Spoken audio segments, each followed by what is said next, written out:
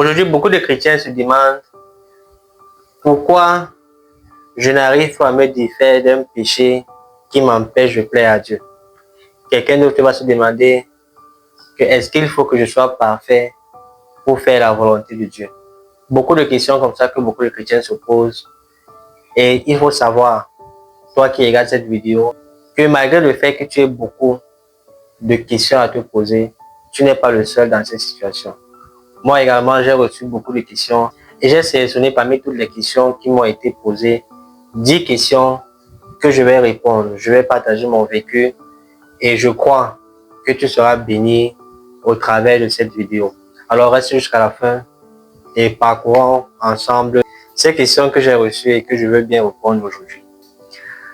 Alors j'ai noté ces questions dans mon téléphone, donc ne soyez pas surpris, je vais lire point par point et essayer de développer et donner des réponses, donner mon avis et ce que la Bible dit par rapport à ça. Donc la première question, c'est est-ce que Dieu m'aime vraiment? Alors, parfois, quand tu te retrouves dans des situations difficiles et compliquées, tu as l'impression que Dieu t'a abandonné et qu'il ne t'aime pas. Mais il faut savoir que l'amour de Dieu ne dépend pas de tes performances, l'amour de Dieu ne dépend pas de ta capacité à prier tous les jours, à jeûner tous les jours. L'amour de Dieu est constant. La Bible nous fait comprendre qu'il t'aimait avant même que tu ne le connaisses. C'est pour ça que la Bible nous fait comprendre dans Romains 5:8 que même quand nous étions encore des pécheurs, Christ est mort pour nous. Ça démontre l'amour inconditionnel de Dieu par rapport à nous. Ça veut dire que nous devons être conscients 24 heures sur 24, 7 jours sur 7, de l'amour de Dieu à notre endroit. Être convaincu que malgré mes chutes, malgré mes doutes, Dieu m'aime et c'est quelque chose de constant et qui ne va jamais changer. Alors la deuxième question, c'est pourquoi je n'arrive pas à arrêter de pécher. Vous savez, parfois les gens sont parfois addicts à un péché et c'est tellement difficile pour eux d'en sortir.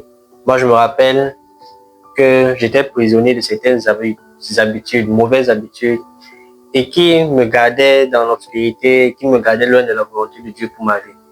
Et j'ai compris alors que la sanctification, c'est un processus. C'est quelque chose dans lequel nous allons pas à pas. C'est pour cette raison que nous devons compter sur l'action du Saint-Esprit pour nous guider, pour nous diriger et nous donner la force, la capacité de sortir de ce péché-là. Sachant que Christ est mort pour ça, nous avons la force. Nous avons crucifié au travers de la mort de Jésus le vieil homme qui est en toi, qui te pousse à pécher, qui te pousse à être dépendant du péché. Toi qui es enfant de Dieu, tu as cette capacité-là de pouvoir vaincre ce péché, dominer ce péché et marcher dans la lumière et dans la sanctification que Dieu a pour toi. Alors la troisième question, c'est comment savoir si je suis sauvé? Alors, si tu crois en Jésus-Christ et que tu lui as donné ta vie sincèrement, tu es sauvé. Le salut, ce n'est pas une récompense, c'est une promesse. Et tout le monde peut avoir accès et a accès à ce salut-là. C'est-à-dire que peu importe ton background, peu importe ta situation actuelle, si tu crois en Jésus-Christ et si tu as réellement donné ta vie, sincèrement donné ta vie à Jésus-Christ, tu es sauvé. C'est pour cette raison que la Bible dit dans 1 Jean 5, verset 13 que je vous ai écrit ces choses afin que vous sachiez que vous avez la vie éternelle, vous qui croyez au nom du Fils de Dieu. Jésus est la clé du salut. Si tu as Jésus et tu crois en son nom, tu lui donnes ta vie, tu peux être sûr à 100% que tu es sauvé. Alors la quatrième question, c'est est-ce que Dieu m'écoute quand je prie? Oui, oui et oui. Même quand tu n'entends rien, il faut savoir que Dieu t'écoute et il exauce tes prières. Si tu lui demandes des choses qui sont en étroite ligne avec sa volonté pour ta vie. La Bible nous fait comprendre dans Jacques, dans le livre de Jacques, que vous demandez et vous ne recevez pas parce que vous demandez mal. Vous demandez pour satisfaire vos propres convoitises. Ça veut dire que quand tu pries selon la volonté de Dieu, Dieu t'écoute et il exauce tes prières. C'est pour cette raison que j'ai vu parfois comment Dieu a exaucé à mes prières des mois plus tard. Ça veut dire que c'est un processus et nous devons persévérer. Nous devons continuer à prier jour après jour, sachant que Dieu écoute et au temps marqué, il va nous accorder ce que nous demandons dans la prière. C'est très important. La cinquième question qui m'a été posée par le frère Rodolphe de la Côte d'Ivoire, c'est pourquoi je ne ressens plus Dieu comme avant. Tu dois savoir que nous passons parfois par des moments de désert avec Dieu dans notre marche chrétienne. Nous avons parfois des moments où nous avons l'impression que Dieu nous a abandonnés. Mais le silence que nous ressentons ne veut pas dire que Dieu n'est plus là. C'est parfois dans le silence, dans le calme que Dieu agit. Et il agit parfois de manière très profonde et apporte des changements dans ta vie que tu vas constater et réaliser des jours, des mois et bien des années après. Donc tu dois continuer à faire ce qu'il faut faire, revenir à l'essentiel et à la simplicité. Continuer à prier, continuer à lire la Bible, continuer à te rapprocher de lui, continuer à entretenir cette intimité-là. Et un jour, le Saint-Esprit va te faire ressentir sa présence à nouveau. Et tu vas te rendre compte qu'il a toujours été là. Alors, la sixième question de Timothée, c'est comment entendre la voix de Dieu.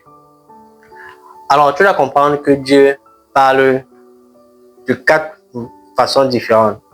Bien évidemment, dans ta relation avec lui, tu peux expérimenter d'autres facettes de Dieu. Mais dans la Bible, nous voyons 4 types de façons que Dieu utilise pour communiquer avec nous. Premièrement, il parle avec nous au travers de sa parole. C'est pour ça qu'il faut méditer sa parole pour pouvoir comprendre le langage de Dieu. Deuxièmement, il te parle au travers d'une paix intérieure, shalom.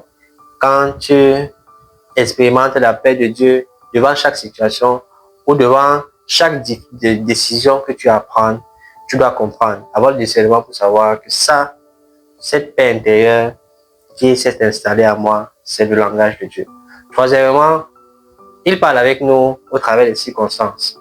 Tu peux passer par des moments difficiles, tu peux passer par certaines situations que tu ne comprends pas, mais c'est dans ces situations-là que tu dois discerner que Dieu a un message à te communiquer et sortir de là victorieux.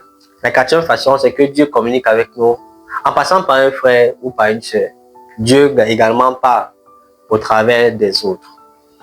C'est pour cette raison que tu dois apprendre à entendre sa voix et connaître comment il agit avec toi.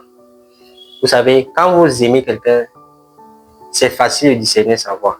La Bible fait comprendre que mes brebis entendent ma voix, c'est Jésus qui parle, et ils me suivent. Pourquoi? Parce que dans un monde, dans un environnement là où il y a plusieurs voix, tu dois être cette brebis qui entend la voix de son maître. Aujourd'hui, si ma mère m'appelle par exemple, et que à cet instant précis, plusieurs autres personnes m'appellent, je vais pouvoir discerner quelle est la voix de ma mère dans tout ce bruit-là. Pourquoi? Parce que premièrement, je l'aime et deuxièmement, j'ai passé du temps avec elle, que j'ai réussi à développer, à connaître sa voix et savoir que au milieu de tout ce bruit, au milieu de toutes ces personnes qui m'appellent, cette voix-ci, c'est la voix de ma mère. C'est la même chose avec Dieu. Tu dois passer du temps avec Dieu pour comprendre son langage, connaître comment il parle. Dieu ne crie pas, il murmure. Et chaque fois qu'il parle, toi qui as déjà expérimenté cette façon de parler de Dieu, tu vas savoir qu'ici, c'est Dieu qui me parle. Continue à te rapprocher de lui, apprendre à comprendre sa voix, te rapprocher du Saint-Esprit qui t'aide également à discerner quelle est sa voix au milieu de plusieurs autres voix. C'est fondamental. La septième question que j'ai reçue, c'est est-ce que je peux perdre mon salut? La vraie question, c'est pourquoi je vais m'éloigner de Dieu? Parce que si tu es proche de Dieu, tu es en sécurité. La Bible nous fait comprendre dans Jean 10. Jésus dit, mes brebis entendent ma voix et me suivent et je ne vais perdre aucun d'eux. Personne ne peut les ravir de ma main. Ça veut dire que ta sécurité, c'est Jésus. Si tu es proche de Jésus et si tu continues à croire en lui, tu vas garder ton salut. Dans Philippiens, Paul nous encourage à garder ce salut que nous avons reçu là, c'est-à-dire toujours se rassurer d'être proche de Jésus, toujours se rassurer de continuer à croire en lui, de continuer à croire qu'il est ton sauveur, il est ton Seigneur personnel et à dépendre entièrement de lui. Si tu es dans cette situation, si tu es dans cette perspective de la foi chrétienne, tu peux être sûr que tu ne perdras jamais ton salut.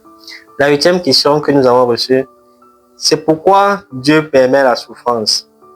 Alors j'ai appris auprès de Jésus et auprès de mes pères que la souffrance ne vient pas contre nous, mais elle est là pour nous façonner. Dieu ne la provoque pas toujours, mais il s'en sert. Il transforme cette souffrance en témoignage pour que tu deviennes une solution pour tous ceux qui vont passer par ce par quoi tu es passé. C'est pour cette raison que tu dois continuer à garder la foi dans la souffrance parce que tu es convaincu que cette souffrance-ci ne vient pas pour te tuer, ne vient pas pour t'anéantir. Cette souffrance, Jésus l'a permis pour que tu puisses grandir dans la foi et puisses te rapprocher de lui. Parce que chaque fois que tu passes par des moments difficiles, ça te pousse à mieux entretenir ta relation avec Dieu. Ça te pousse à aimer Dieu davantage. Ça te pousse à dépendre de lui à 100%. Et quand tu es dans cette zone-là, quand tu es dans cette perspective-là, quand tu es dans ce mindset et cette façon de faire, cette souffrance-là te permet de progresser avec Dieu, te permet de grandir. Rappelle-toi de l'histoire de Joseph et de l'histoire de Job. Tu vois au travers de leur vie à quel point cette souffrance-là, Dieu l'a fait concourir pour leur bien. C'est très important de rester du côté de Dieu, même dans la souffrance. La 9e question, c'est est-ce que je suis vraiment utile à Dieu? Je veux que tu comprennes que tu es précieux. Aux yeux de Dieu, tu es précieux. Tu es une race élue, un sacerdoce royal. Pour lui, Dieu, tu es son représentant sur sa terre, sur cette terre-ci. Autant pour moi. Ça veut dire que toi, en tant que représentant de Dieu sur cette terre, tu es Dieu parce que tu représentes Dieu. Même si tu n'es pas sur une scène, même si tu n'as pas un ministère, tu dois savoir que tu as une mission. Dieu ne t'a pas envoyé sur la terre pour accompagner les autres. Tu as un but à atteindre. Et c'est à toi de découvrir ce but-là et de marcher pour accomplir ce but-là, pour être utile entre les mains de Dieu. C'est très important de savoir ça et de savoir également que ton amour pour Dieu va t'aider à progresser. Ta fidélité à servir, à aider les autres est un facteur très important que Dieu considère et qui te permet d'être utile dans son royaume. La 10e question, c'est la question qui vient de Fabrice. Fabrice, il demande, c'est quoi la volonté de Dieu pour ma vie? C'est quoi la volonté de Dieu pour ma vie? Alors, ici, je vais te demander de commencer à faire ce que Dieu t'a demandé de faire. La volonté de Dieu, ce n'est pas un mystère. La volonté de Dieu, ce n'est pas un mystère, c'est une relation. Ça veut dire que tu dois continuer à faire la volonté de Dieu, continuer à aimer ton prochain, continuer à servir dans ton église locale. Et dans cette relation avec Dieu là, petit à petit, tu vas trébucher dans la mission qu'il a pour toi. Donc, que ce ne soit pas une obsession, que ce soit pas... bien sûr, c'est très important de demander à Dieu dans la prière, mais que ce ne soit pas une obsession, que Seigneur, révèle-toi à moi. Fais seulement ce qu'il te demande de faire, obéis aux petites choses qu'il te demande. Et tu vas te rendre compte que petit à petit, il te conduit au travers du Saint-Esprit dans cette mission-là, dans ce plan parfait pour ta vie. Et parce que tu es demeuré fidèle et que tu as commencé à faire les petites choses qu'il t'a demandé, il va se révéler à toi et il va te présenter la grande chose qu'il faut que tu fasses. Alors, si tu t'es reconnu dans cette question-ci, il faut savoir que Dieu a ses regards sur toi. Continue à croire en Dieu. Le fait de douter ne veut pas... La foi, ce que je veux dire, c'est que la foi n'est pas l'absence du doute. La foi, c'est que malgré tes incertitudes, tu continues à obéir et à faire ce que Dieu te demande de faire. Continue à croire en lui. Et parce que tu te poses ces questions, ça montre ton amour, ça montre ta volonté de vouloir mieux connaître Jésus et de connaître ses principes et sa parole. Continue à te poser des questions. Continue à me poser des questions. Si tu veux, et un jour, je vais rassembler encore les questions que je vais recevoir. Et par la grâce de Dieu, je vais faire une deuxième vidéo là-dessus. Dis-moi en commentaire quelle réponse ou quelle question t'a le plus marqué. Et moi, je te dis à très bientôt pour une autre vidéo. Prends bien soin de toi et la paix sur toi.